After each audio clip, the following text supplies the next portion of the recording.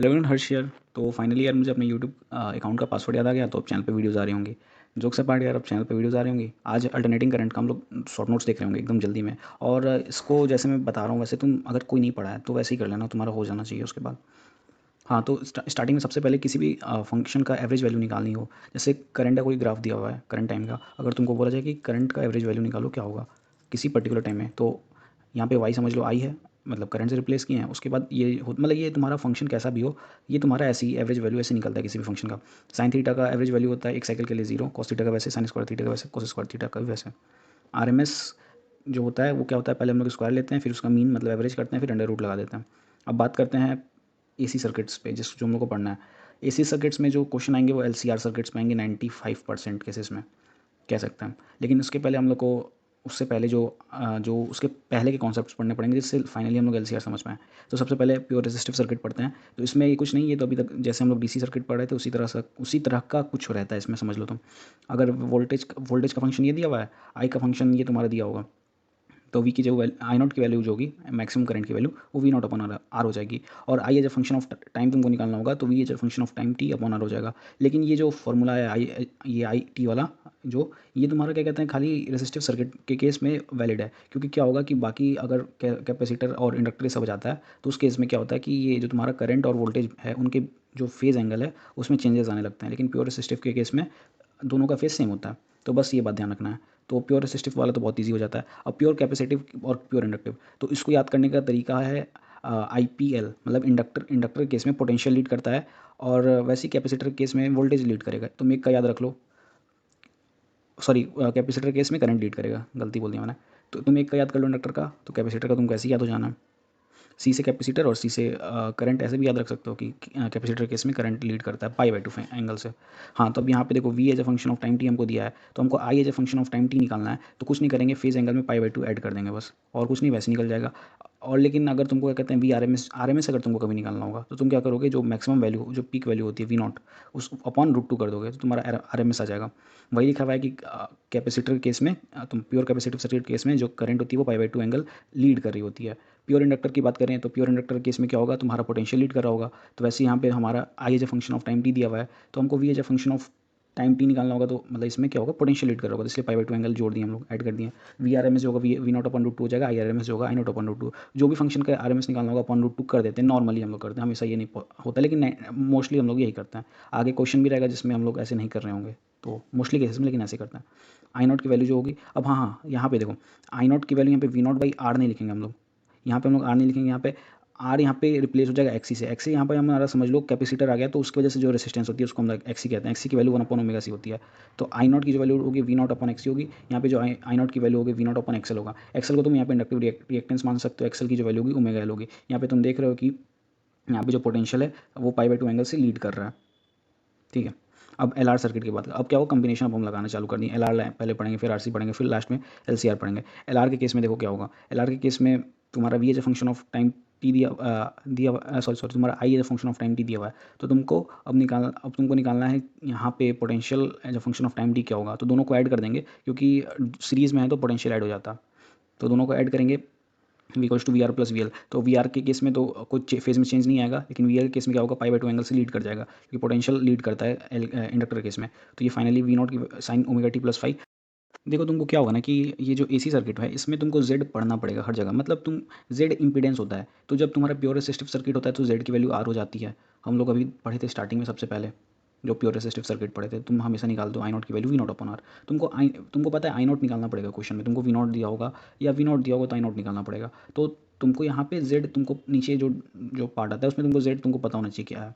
तो जेड तुम्हारा अगर प्योर रेसिस्टिव है तो आर हो जाएगा, अगर इंडक्टर है तो एक्सएल हो जाएगा, अगर तुम्हारा कैपेसिटर है तो एक्सी हो जाएगा, अगर कॉम्बिनेशन आता है तो उस हिसाब से होता है। तो जेड का जो फॉर्मूला होता है हमेशा यही होता है, एक्सएल माइनस एक्सी का whole square plus R square whole का अंडर रूट। तो तुम्हारा अगर एक्सएल एक्सी नहीं है तो ये दोनों की वैल्यू जीरो हो जाएगी, तो जेड की वैल्यू आर हो जाती है। अब देखो यहाँ पे क्या है, यहाँ पे तुम्हारा कैपेसिटर नहीं है, खाली इंडक्टर और रेसिस्टर है, तो एक्सी जीरो हो जाएगा, तो जेड की वैल्यू होगी एक्सएल अंडर रूट एक्सएल का स्क्वायर प्लस आर का स्क्वायर, ठीक है। तो आई नॉट की वैल्यू हम लोग वी नॉट बाई जेड से निकालेंगे। आगे से ये याद रखना कि जो भी हम लोग सर्किट्स पढ़ने वाले हैं तुम्हारा जेड ही यूज़ होगा, ठीक है।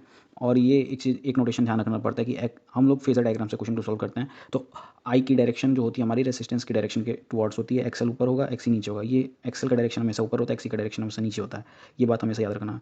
और जो तुमको जेड का जो जेड मतलब इम्पीडेंस जो आएगा, इम्पीडेंस क्या होगा, एक्सेल माइनस एक्सी का whole square plus R square. जो जेड का डायरेक्शन होगा वो तुमको वोल्टेज का डायरेक्शन दे रहा होगा। जैसे मान के चलो इस केस में देखो एल आर में क्या, इसमें तुम्हारा सी एक्सी नहीं है, नीचे तो आएगा नहीं, खाली ऊपर वाला एरो आएगा या राइट वाला एरो आएगा, क्योंकि आर और इंडक्टर है। तो एक्सेल और आर आ गया, तो इसका जो रिजल्टेंट आएगा कहीं दोनों के बीच में आएगा। तो जो दोनों के बीच में आएगा वो जेड होगा तुम्हारा, और जेड की डायरेक्शन में वोल्टेज होगा। तो वोल्टेज का डायरेक्शन ये हो गया जिधर जेड का डायरेक्शन है। और हम लोग कहे थे कि आर के डायरेक्शन में हमारा करंट का डायरेक्शन हम लोग लेते हैं, तो ये आई का डायरेक्शन हो गया। तो tan फाई जो हो एंगल जो होगा वो एक्सेल अपॉन आर होगा। ठीक है। तो यहाँ पे हम लोग फाई की वैल्यू भी निकाल सकते हैं यहाँ से। अब बात करते हैं आरसी सर्किट की। आरसी सर्किट में कुछ नहीं होता है तुम्हारा, अभी जैसे हम लोग यहाँ पे कैपेसिटर आ जाएगा, तो यहाँ पे तुम्हारा given I equals to N naught sine omega T. तुमको वी एज ऑफ वी यहाँ पे निकालना है ना, तो वी यहाँ भी हम लोग समीशन करके निकाल देंगे आराम से ईजिली। वी अक्रॉस आर क्या होगा, V not sine omega t ही हो जाएगा, क्योंकि आर के क्रॉस तो कोई पोटेंशियल और करंट का जो फेज एंगल होता है वो सेम होता है। लेकिन कैपेसिटर के क्रॉस तुम्हारा करंट लीड कर रहा होता है। तो देखो यहाँ पे अगर ओमेगा टी है, आई नॉट साइन ओमेगा टी, तो इससे पाई/2 एंगल पीछे करना है, तो माइनस पाई/2 कर दी। इसीलिए देखो सब लिखा हुआ अभी cross capacitor current lead by पाई/2 वोल्टेज। इसलिए तो वी की जो वैल्यू होगी यहाँ से हम लोग निकालनी है V not sine omega T plus minus five. ये हम लोग क्योंकि प्लस माइनस फाइव इसलिए किए ना, क्योंकि यहाँ पे देखो क्या होगा तुम्हारा कि वी तुम लिखोगे V C plus V R. अब इसको सॉल्व करोगे तो कुछ भी आ सकता है इसलिए, और इसकी वैल्यू आई नॉट जेड होगी, क्योंकि आई नॉट की वैल्यू हम लोग वी नॉट बाई जेड पढ़ते हैं ना, वी नॉट बाई जेड। तो वहीं यहाँ से वी नॉट की value I naught into Z होगी। अब देखो यहाँ पे एक्स ही नहीं है, तो ऊपर वाला डायरेक्शन नहीं होगा, खाली नीचे होगा, एक्स ही होगा। आर इधर आएगा, इधर इन दोनों के बीच में, इन दोनों के ही कहीं पे जेड की डायरेक्शन होगी। तो जेड की डायरेक्शन में हमारा वी हो गया, आर के डायरेक्शन में आई हो गया, ये हमारा फेज एंगल आई हो गया। तो यहाँ से जेड आ गया XC square plus R square, क्योंकि यहाँ पे एक्सएल की वैल्यू जीरो हो जाएगी, तो एक्सी का स्क्वायर प्लस आर स्क्वायर होगा जेड की वैल्यू। बस तुमको अब इतना समझ में आ गया तो तुम अब एलसीआर कर सकते हो। नोट ये है कि फ्रीक्वेंसी हर्ट्ज़ में होती है, तो एफ मतलब होता है, मतलब अगर यूनिट लिखा हुआ है एफ, हर्ट्ज़ लिखा हुआ है, तो फ्रीक्वेंसी वो क्या कहते हैं उसके मतलब एफ होता है। और एंगुलर फ्रीक्वेंसी होगी तो ओमेगा होगा। तो ओमेगा की वैल्यू तुमको निकालनी है 2 पाई एफ करके तुम निकालोगे। बस यही था, और कुछ नहीं, कुछ खास नहीं था, मैंने बस ऐसे ही ऐड कर लिया था अपने लिए बट अपने टाइम पे। अब एलसीआर की बात करते हैं। एलसीआर में क्या होगा कि यहाँ पे तीनों आ गए, तो अब यहाँ पे तुम्हारा आई नॉट साइन ओमेगा टी दिया हुआ है, तुमको वी निकालना है, तो तीनों का समेशन कर देंगे। देखो यहाँ पे तो रेजिस्टेंस के क्रॉस तो कोई चेंज नहीं आएगा, फेज एंगल में कोई चेंज नहीं आएगा, लेकिन इसमें तुम्हारा कैपेसिटर में करंट लीड करता है और यहाँ पे इसमें वोल्टेज लीड करता है, तो प्लस पाई/2 हो गया। अब तीनों को जोड़ देंगे अगर निकालना होगा वी हमको तो। और वैसे यहाँ पे हम लोग मान लें कि एक्सेल की वैल्यू एक्स आर से बड़ी है, तो ऊपर हो गया, तो जेड मतलब रिजल्टेंट जो होगा दोनों का ऊपर नीचे का ऊपर ही आएगा। तो वी की वैल्यू ये, वी का डायरेक्शन हो गया, आई का डायरेक्शन हो गया, फाई ये एंगल हो गया, और वी की value V not sine omega T plus phi angle निकाल सकते हैं हम लोग, XL minus XC upon R करके निकाल सकते हैं। और वी की वैल्यू जो होगी आई नॉट इंटू जेड होगी। ठीक है यार, यही था बस इसमें तो।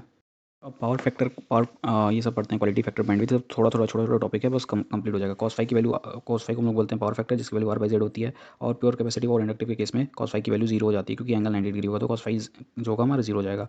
अब जेड की वैल्यू डिफरेंट केसेस में हमारे यहाँ पे लिखी हुई है, जो तुम निकाल भी सकते हो। और पावर जो होता है V R M S I R M S cos phi होता है, V square R M S by Z cos phi होता है, I square R M S cos Z into cos phi भी होता है। कन्वीनियंस के अकॉर्डिंग हम लोग यूज़ कर लेते हैं। और प्योर कैपेसिटी और इंडक्टिव सर्किट के केस में पावर फैक्टर की जो वैल्यू होती है वो जीरो होती है, क्योंकि वहाँ पे कॉस फाई जो होगा वो हमारा जीरो हो जाएगा। क्वालिटी फैक्टर क्या होता है, एक्सेल बाई आर होता है, जिसको हम लोग 1/r अंडर रूट एल/सी भी लिख सकते हैं। और बैंडविड्थ जो होता है हमारा R/L होता है। बस लास्ट चीज़ बचा हुआ है हमारा रेजोनेंस इन एलसीआर सर्किट। बस ये तुम देख लो, इसमें क्या होता है, रेजोनेंस की कंडीशन जब भी आती है एलसीआर सर्किट में, तो एक्सेल की वैल्यू एक्सी के बराबर होती है। तो यहाँ पे जो डिनोमिनेटर वाला टर्म है वो जीरो हो जाएगा, मतलब ये जो एक्सेल माइनस एक्सी का स्क्वायर है वो जीरो हो जाएगा। तो आई नॉट की वैल्यू होगी वी नॉट बाई आर होगी। तो बस इसे लिखा ओमेगा नॉट की वैल्यू 1/√LC हो जाएगी। तुम एक्सेल और एक्सी की वैल्यू, अगर एक्सेल की वैल्यू तुम ओमेगा एल रखोगे और एक्सी की वैल्यू 1/ओमेगा सी रखोगे, तो यहाँ से ये कंडीशन आ जाती है, ओमेगा नॉट की वैल्यू 1/√LC, और वैसी फ्रीक्वेंसी एफ की वैल्यू आ जाएगी। अब ये सिंपल सा क्वेश्चन है, इसको तुम यहाँ पे ई की वैल्यू दी हुई, ई नॉट पूछा, ई नॉट की वैल्यू क्या होगी, जो ये ई नॉट है तुम्हारा 20 हो जाएगी। ई आर एम एस क्या होगी, E nought by root two, E nought 20 है तो 20/√2 हो जाएगी। जेड की वैल्यू हम लोग ने पढ़ी थी, एक्सेल माइनस एक्सी का whole square plus R square सब दिया हुआ है, तो हम लोग यहाँ से निकाल सकते हैं।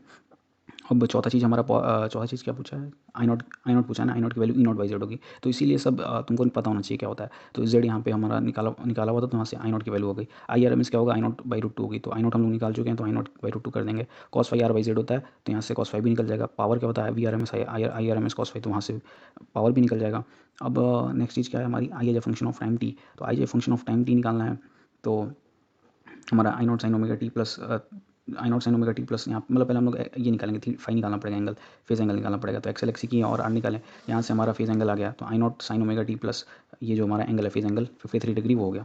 We L as a function of time T. तो वी एल हम लोग ने पढ़ा था कि इंडक्टर के क्रॉस जो हमारा होता है पोटेंशियल लीड कर रहा होता है, तो यहाँ पे प्लस 90 कर देंगे। V C H function of time T निकालना होगा तो यहाँ पे माइनस 90 कर देंगे क्योंकि हमारा करंट लीड कर रहा होता है। और लास्ट 11th जो है V H R as a function of time T, इसमें कुछ नहीं करना होगा, इसमें तुम्हारा सब सेम हो जाएगा क्योंकि यहाँ पे तुम्हारा जो फेज एंगल होता है इसमें कोई डिफरेंस नहीं होता है करंट और वोल्टेज के बीच में। लास्ट टॉपिक है हमारा ट्रांसफॉर्मर कुछ नहीं, तुम्हारा बहुत ईजी होता है जो हम लोग ने EMF में पढ़ा था, E is equal to -NdΦ/dt। यहाँ पे दो कॉइल होती हैं, primary coil secondary coil. Primary coil के लिए हो गया, सेकेंडरी कॉइल के लिए हो गया, दोनों को ऊपर मतलब इसको तुम कर दोगे, इसका तुम कॉन्सेप्ट में जानो, मतलब तुम इसको डिवाइड कर दोगे तो B secondary upon B primary की value N secondary upon N primary, ऊपर सेकेंडरी नीचे सेकेंडरी, ऊपर नीचे से नीचे प्राइमरी नीचे प्राइमरी, तुम बस ऐसे याद कर लो, जैसा ऊपर आएगा वैसे नीचे आएगा।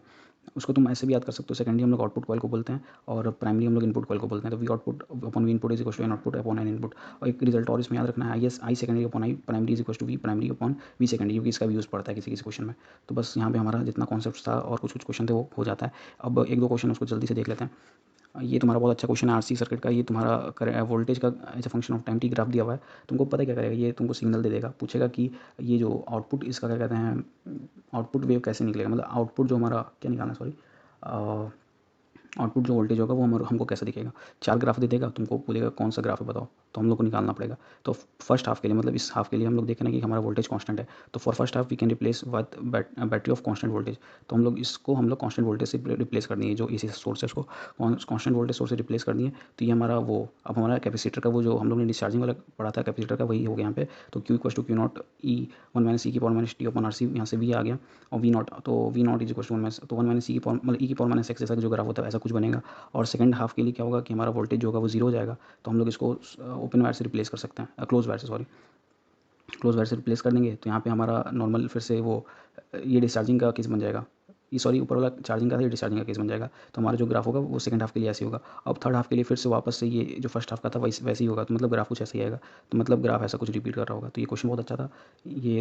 तो यार इस क्वेश्चन में देखो क्या है, इस क्वेश्चन में हमारा आई जो मतलब आई का फंक्शन दिया हुआ है, मतलब ये जो एसी मतलब जो वेरी कर रहा है हमारा वो दिया हुआ है। तो हमको पूछ रहा है कि हॉट वायर एमीटर क्या रीड करेगा, मतलब हॉट वायर एमीटर जो होता है हमारा RMS करंट रीड करता है। तो इन शॉर्ट हमको IRMS निकालना है। तो हम लोग यहाँ पे डायरेक्ट I1 + I2/√2 करेंगे तो गलत हो जाएगा आंसर। तो इसको करने का तरीका क्या है, देखिए दो SHM का इक्वेशन दिया है ए और बी। तो दो SHM का इक्वेशन को हम लोग सॉल्व कैसे करते हैं, फेजर से सॉल्व करते हैं, I1 इधर I2 उधर, और यहाँ पे cos ω t है। तो पहले तो हम लोग साइन में कन्वर्ट कर लेते हैं, मतलब हम लोग हमेशा यही करते हैं फेजर क्वेश्चन सॉल्व करने के लिए कि हम लोग उसको साइन में हमेशा कन्वर्ट कर लेते हैं। तो sin ω t + π/2 को हम cos ω t को हम लोग ऐसे लिख सकते हैं। तो I2 जो है ये π/2 एंगल से लीड कर रहा है। तो ये जो हमारा जो रिजल्टेंट आएगा √I1² + √I2 का होल स्क्वायर आएगा। वैसे देखा जाए तो हम लोग खाली इतने से मतलब है, क्योंकि ये तुम्हारा क्या हो गया I0 साइन जो भी बार जो भी तुम्हारा हो गया वो, तो IRMS क्या होगा I0/√2 होगा। तो इसका भाई √2 कर दिया। तो ये एक तरीका हो गया। मेथड 2 देखो क्या, ये तुम्हारा तुमको एक sin A + B जैसा कुछ कुछ तुमको फील दे रहा होगा ये। तो हमको ये करना है कि हमको उसको cos थीटा बनाना है, उसको sin थीटा बनाना है। cos थीटा क्योंकि अब हमको पता है sin थीटा, हमको पता है जैसे हमको थीटा sin थीटा जैसे sin ये मतलब हमको एक पता है एंगल, तो हम लोग वैसे sin थीटा भी निकाल सकते हैं, cos थीटा भी निकाल सकते हैं। वही हम काम किए यहाँ पे।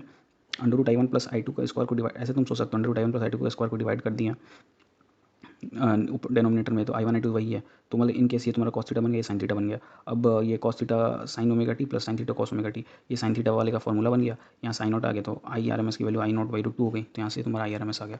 तो इसी के साथ ये इसी वाला जो चैप्टर है खत्म होता है। तुमको बस थोड़ा सा अच्छे से इसको उसके क्वेश्चंस को प्रैक्टिस कर लो, तुम्हारा चैप्टर हो जाएगा। ईजी चैप्टर होता है, और क्वेश्चन आजकल JEE मेंस में से 2-3 आ रहे हैं, तो उस चैप्टर को हम लोग स्किप गलती से भी नहीं कर सकते हैं। और यार इसी के साथ वाइंड अप करते हैं वीडियो को, और नेक्स्ट वीडियो जल्दी आ रही होगी। ठीक है, till then take care, bye bye. पढ़ते रहो और मचाते रहो।